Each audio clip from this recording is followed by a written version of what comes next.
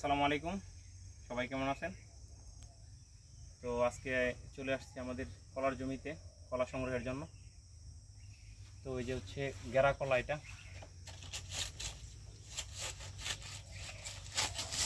তো কলাগুলা হচ্ছে মোটামুটি ম্যাচিউর হয়ে গেছে।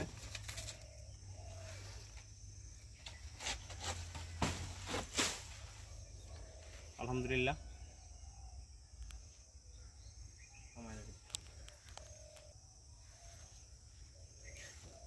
হচ্ছে এখন কলাগুলা কেটে ফেলবো।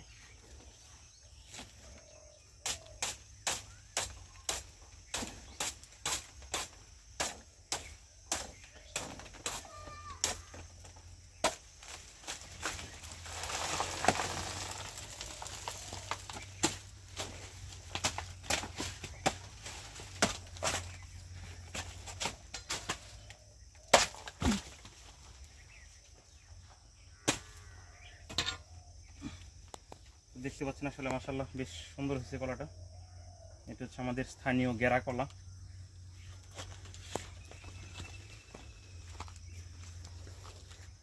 এদিকের মাটি আসলে খুবই উর্বর, তো উর্বরতার কারণে আসলে কলা খুবই সুন্দর হয়। তো দেখতে পাচ্ছেন আমাদের এদিকে আসলে প্রচুর পরিমাণের বিভিন্ন জাতীয় কলা আছে।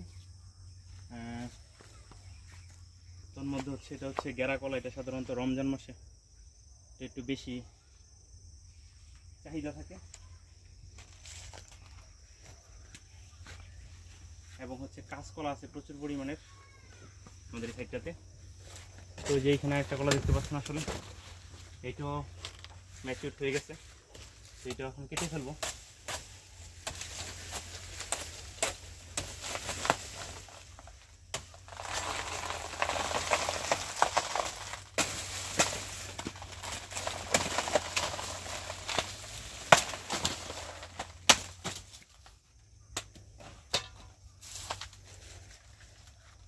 তো এটা একটু বেশি ম্যাচিউর হয়েছে, আলহামদুলিল্লাহ, মাশাআল্লাহ, খুবই সুন্দর।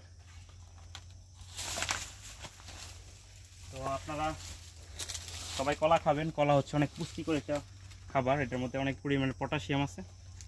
তো যারা আসলে উচ্চ রক্তচাপে ভোগেন, মানে তাদের আসলে উচ্চ রক্তচাপ নিয়ন্ত্রণে আসলে কলা খুবই গুরুত্বপূর্ণ ভূমিকা পালন করে। আর একটা বিষয় হচ্ছে, যাদের কোষ্ঠকাঠিন্য আছে তারা যদি পাকা কলা খান সেক্ষেত্রে আসলে অনেকটাই উপকার হয়।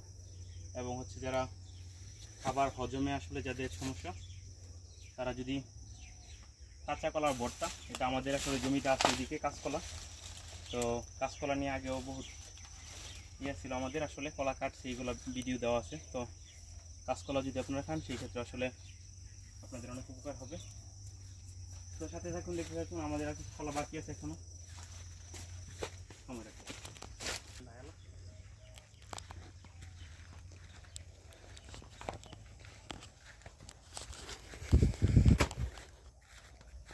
তো এই যে আমাদের আসলে 3 নাম্বার কলা, এটা আসলে মোটামুটি খেয়ে এসেছে। তো দেখতে পাচ্ছেন